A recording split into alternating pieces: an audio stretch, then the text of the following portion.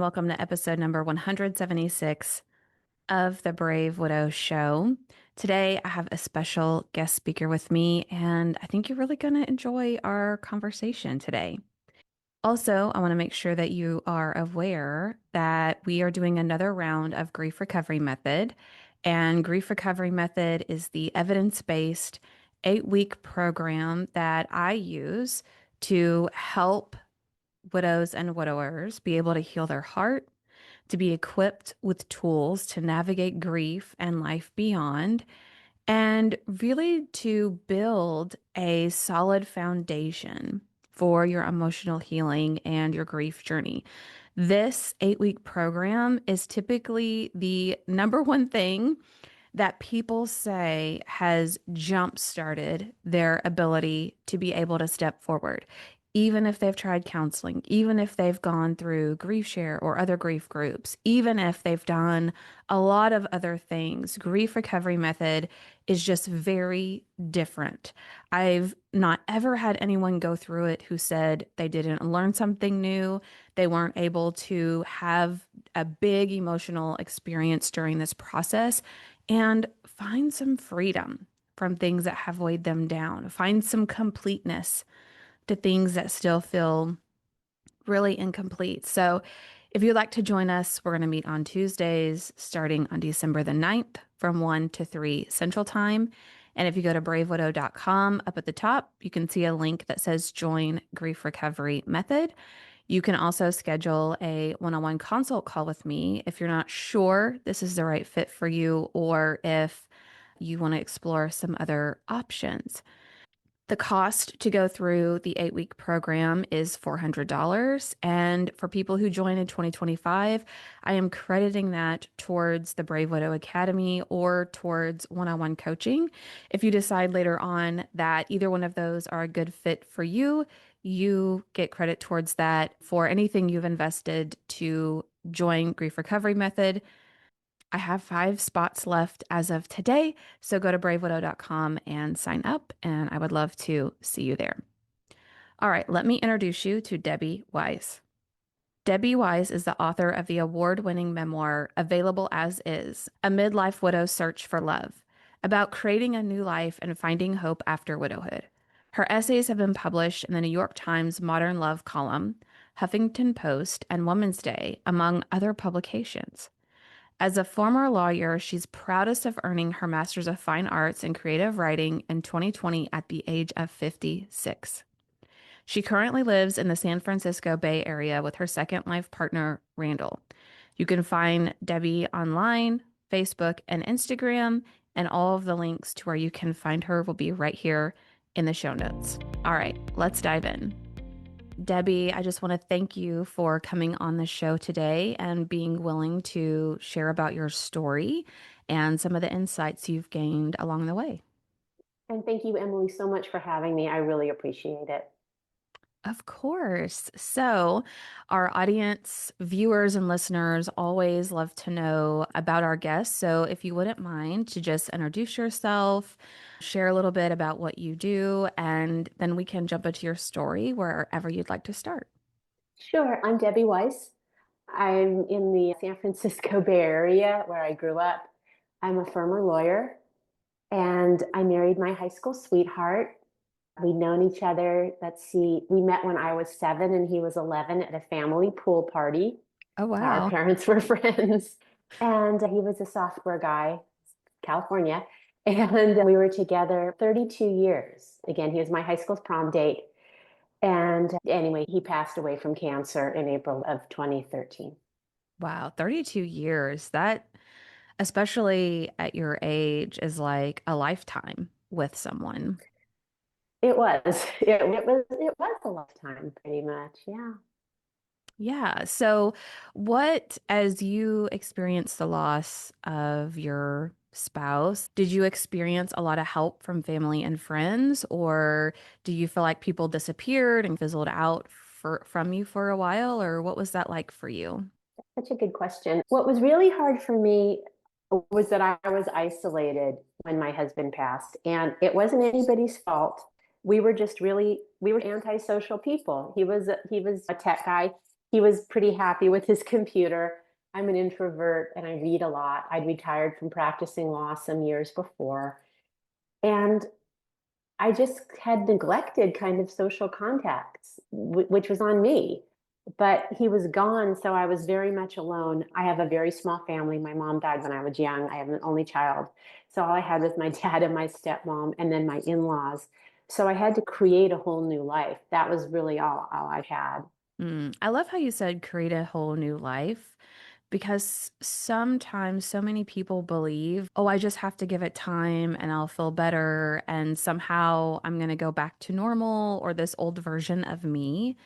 And really, I think what happens is we come to that crossroads where we get to decide, am I going to build a new life or is this it? This is the rest of my life. What did you find helpful once you started thinking about how you were going to create a new life, if it was going to be possible? What was the most helpful to you? It's funny because I did go through that of who am I? What his name was George. Who am I without George? And what am I going to do? And it sounds so huge. So at first it sounded insurmountable. But what helped me, I've actually written about this in places, was to break things down to very simple, manageable steps. I mean, so what I tried to do was start really basic. Okay, you're sitting on your couch. I could get up and I could go for a walk. I lived in a nice, really walkable area. And I'd see the same people every day and they'd smile and they'd wave and I'd pet their dogs or whatever. And it was pleasant. And I joined a yoga class. And I remember going really early before classes because there was a nice group of like women my age who would talk. And I remember thinking, stay after class. Don't scurry away, even though you're pouring sweat here and you're not very good at yoga. Just be there, be chatty. And from there, I started to join more groups. I joined, we have Meetup here, and we joined, so I joined hiking groups. I joined some career groups and decided didn't want to practice law anymore. But I'd always loved writing, so I joined some writing classes. And from there, I made some friends and joined a writing group. And from going to having nothing to do, I had a class Thursday and a group Friday, and I took these as very serious deadlines. So I started to try to build connections. Yeah. Yeah, I think that's really helpful because so many people feel like their family and friends have disappeared and no one cares about them. And we almost get in this mindset of, I shouldn't have to make new friends. I shouldn't have to put myself out there. I shouldn't have to be inviting people to lunch or yogurt after yoga or anything like that. But the reality is, if we want to rebuild our social circle, then we do need to do those things. I agree. Because I know it's frustrating because you're widowed and that's horrible. And you've lost your person and that's awful. And it feels, why isn't more things happening to me that are good? That's like, why?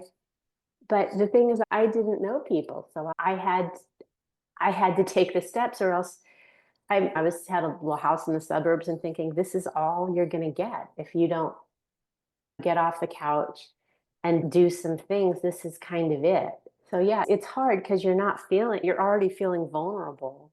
But at the same time, you have to change and move forward. Yeah, that's really great. And I know people will be super curious that now it's been about 12 years since you lost your spouse. Mhm. So you have a different perspective than a lot of widows I talk to who maybe have been widowed a few months or a year or 2 years. What would you say, like 12 years now, looking back, how has your perspective on grief and on widowhood changed, or what's different for you now that time has passed? I'm very different because I was very shy and withdrawn.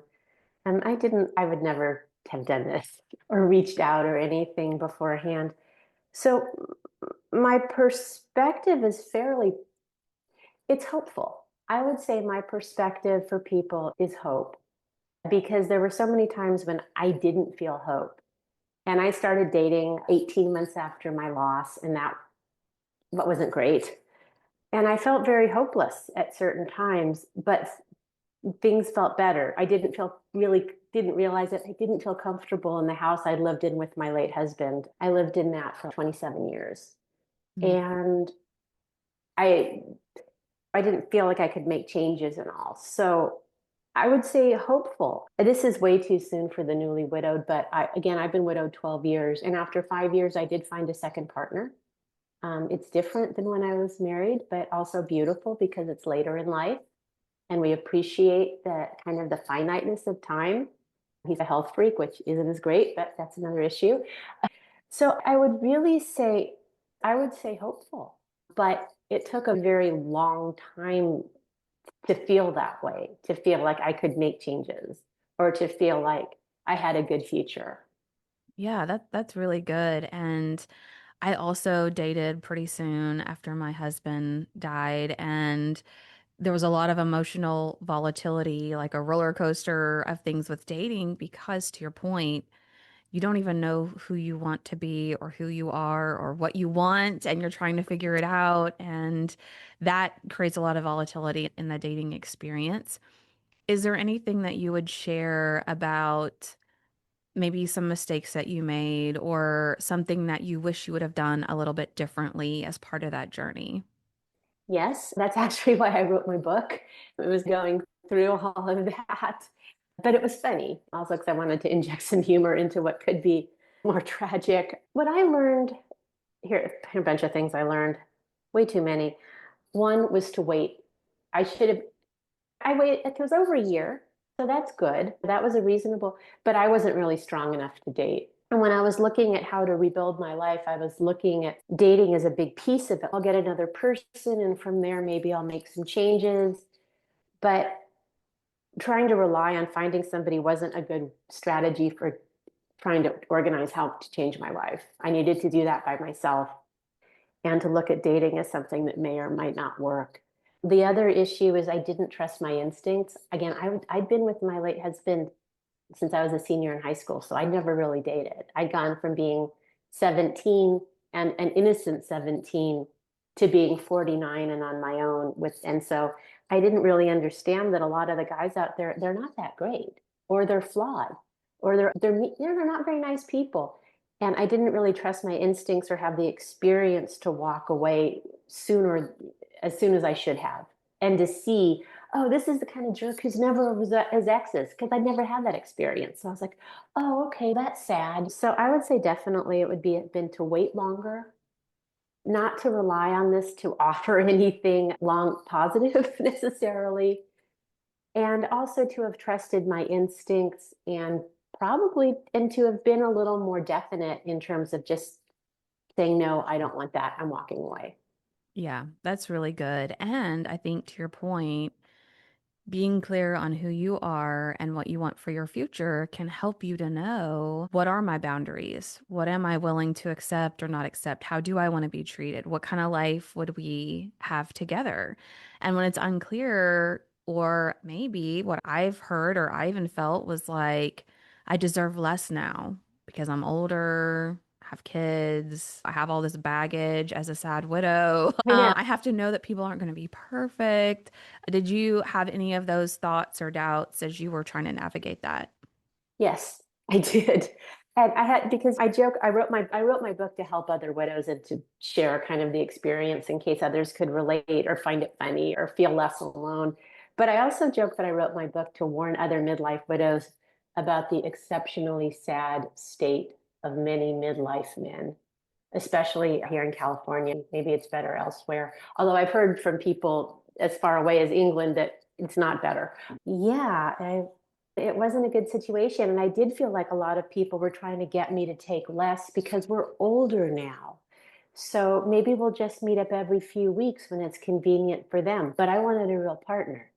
Or you can't really expect someone who's going to be there for you because that's not what adult relationships are like. But that is what a good adult relationship is like.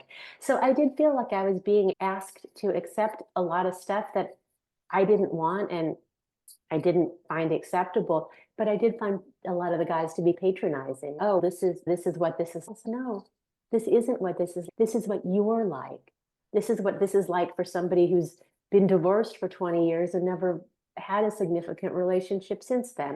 Yeah, I have a couple of widower clients who are looking at dating, and we've been navigating the dating apps and all of that. And it's been so eye-opening to see, even from the male perspective, the feedback they get from women who just want to be friends with benefits or want to be very casual or don't want to be committed in a long-term relationship. And it's a little heartbreaking at times how many people are out there or how people who have been in a good or even moderately good marital relationship, like that's what you want and that's what you're looking for. And you're having to navigate through all these scenarios and conversations around people who want things that are very different. And I'd heard that a lot about men, and I experienced some of that on dating apps, but it's been super interesting now that I get a back row seat to what it's like on the other side from the male perspective. And I would say they have their own unique challenges, but at the end of the day, it can be difficult to find people who want to engage in that long-term relationship. If you don't mind, if you would share, what is your book called? What is it about? Where can people find it? Oh, I'm more than happy to share that.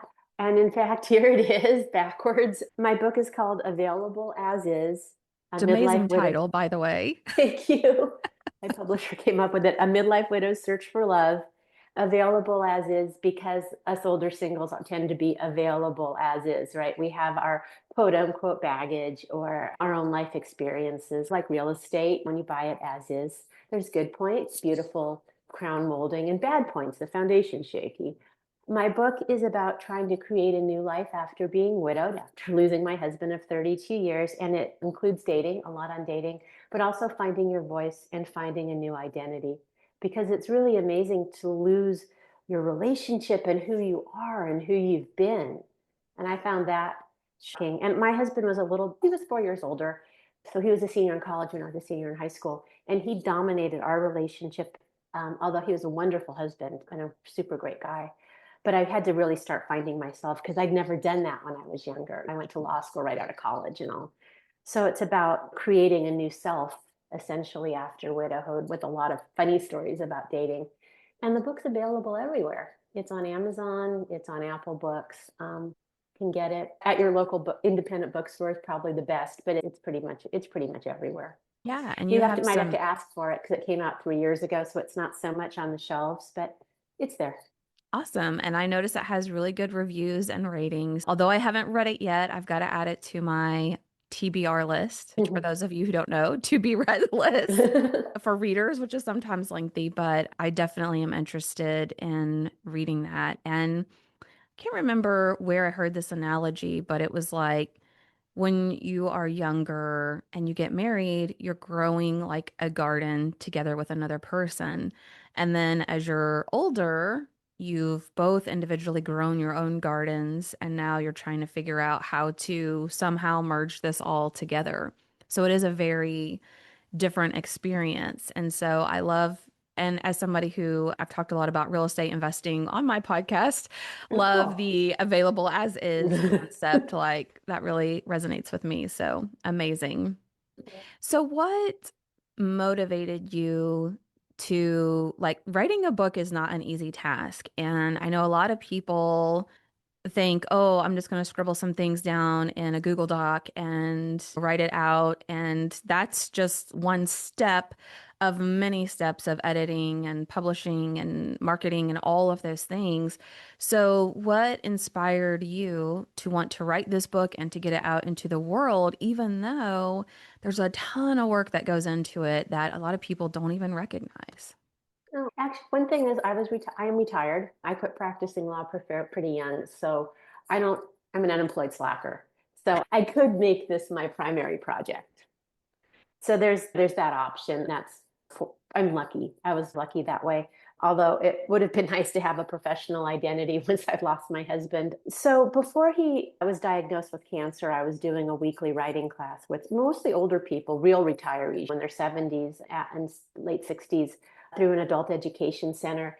And as part of my effort to connect with people, I went back to those classes and a former lawyer, I'm real big on it. If you give me a deadline, I will take it seriously. I was writing little blurbs and then I was meeting these men and they were so awful and I had to share it. It was just, It was just awful things people said. So I started blogging. People were blogging back then. That was around 2014. So I did a blog and I called it The Hungover Widow. I don't do that anymore, but I rolled it into my website. And I started to write. And I got into a writing group with the people from the writing class, and they were serious. And some of them are writing books, especially a guy who's he's a retired defense lawyer, is very intense.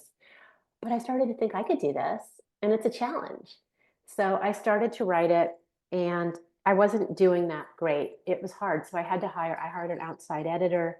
And then finally, I went back to college at 54, and I got a master's of fine arts in writing at a local college where I lived. And that was awesome because it was immersive. And I took some different classes and I had a few more things published. So for a bit, I was teaching writing through a sort of a private writing school. So I just started to do all these different things and then finally hired the big deal editor and just took writing the book really seriously. I think what people don't realize is when you start, it's fun. I teach writing. Or if not fun, it's cathartic, it's personal, you write things. Once you really want a full length book and you want it to be coherent, it becomes a matter of craft. And that's really different, pacing and all. I remember having all the pieces of my book cut out in print all over my entire living room floor. And it took me probably over a year to figure out how to structure it. Wow. It was And hard for me. yeah, I haven't written a full book, but it's one of those when I'm retired, I want to do that full time type of things. And I understand enough to know that it's a huge undertaking. And I love that you help teach people how to write. And I know several of my clients and several widows who are writers or authors or want to be writers. And so I often think there is a niche opportunity there, right? To help widows with writing the story that's inside of themselves. So I don't know, are you open to that if people in the audience are like, "Oh, I've been wanting to write a book and I'd love to do a consult with you or I'd love to maybe attend one of your next classes." Is that something you do openly or just occasionally as you have time? Oh, well, thank you for asking that. I usually I tend to do it as a volunteer project. I live in a small town. It's called Benicia, California, and I've taught 6-week writing memoir classes through a couple of our local like charity things, like a village for older folks, and then our local literary kind of group here in town. I also teach a little bit of writing with yoga. I don't teach the yoga part, but I do that. And it's funny you should say this because another widowed writer friend and I were trying to do an online writing class, but we didn't get enough people who are interested. We reached out through our own social medias, and we're not huge social media folks. Her name's Rachel. She's awesome. And we tried to do it, but we didn't get enough people. We were going to do it on Zoom. So it is something the two of us would be open to do. And it was specifically centered for widows, not just general grief writing, widows and widowers, widowed people, but it didn't work. So I would be totally amenable to trying again in the new year, maybe with Rachel, if we had some more people who are interested. Folks are so busy these days.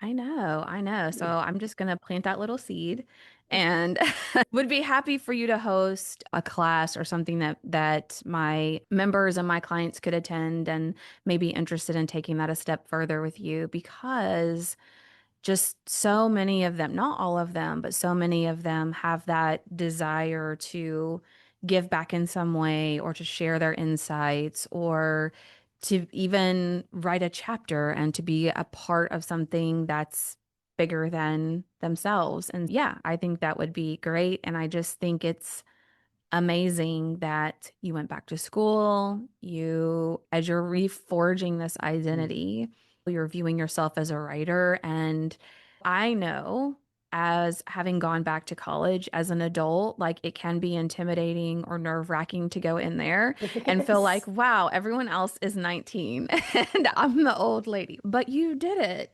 And I love it. That's why I call it Brave Widow because we do it when we're scared and when we're afraid of what people think and we feel all the blech and we just do it anyway.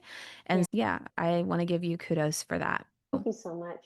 Thank you. Yeah. It was a So, good experience to go. It was a good experience to go back to school. It's funny. I was older, so I also felt by then, and I had some stuff published. If people weren't crazy about me, I could take it. But I did feel awkward. And it's very weird to be like, what do you mean I have to do this?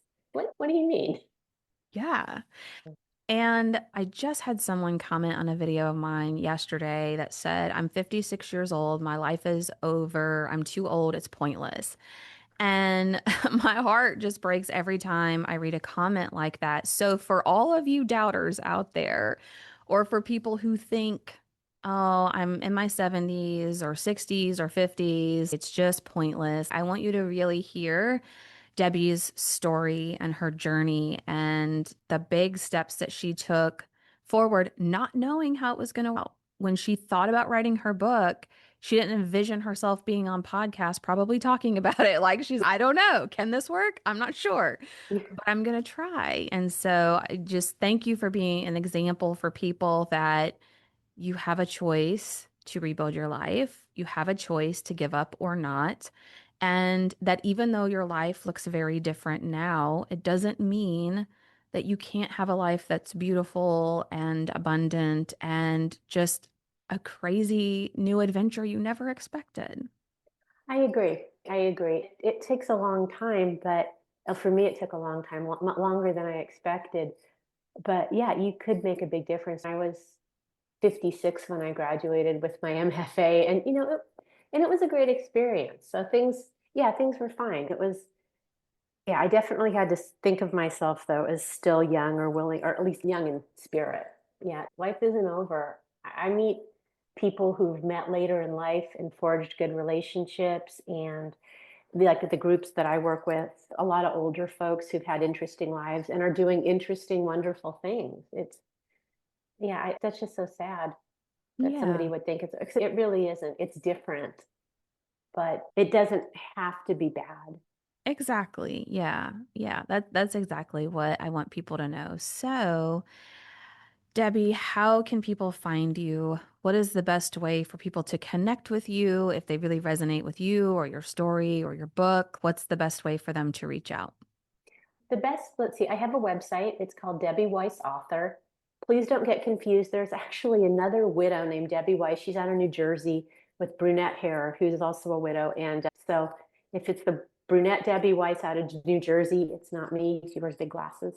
So I'm Debbie Weiss Author. I believe the website's working where you can send an email. Tech is not my strong point. I'm on Facebook as Debbie Weiss and Debbie Weiss Author. You can find me there. I don't use my author page much, but you can definitely find me on Facebook, and I answer people's messages. I just blurbed a book for another widow, and I've made a lot of kind of friends and connections on Facebook. I'm also on Instagram. I forget as what. I can check real quick, but It's you all can find good. me there. And I've definitely met people on Instagram that way too. Yeah, on Instagram, I'm also Debbie Weiss Author with some underscores. So you can find me on Instagram, and I've met and collaborated with people from there. That's actually how I met that other widow who I was teaching a class with and talked to her group about my book. I'm on LinkedIn for what that's worth. Most people don't use that. But I'm pretty easy to reach, and I talk to people. I answer people if someone I try to offer helpful messages.